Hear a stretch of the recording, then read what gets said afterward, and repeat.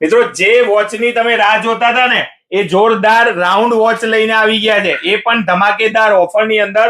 આ વિડીયો સેવ કરી દેજો અને તમારા બધા મિત્રોને સેન્ડ કરી દેજો, કારણ કે બોલ્ટ કંપનીની ઓરિજિનલ વોચ જેની MRP 5000 રૂપિયા છે, ઓનલાઈન પ્રાઇસ 2000 રૂપિયા છે, માર્કેટ પ્રાઇસ 1500 રૂપિયા છે.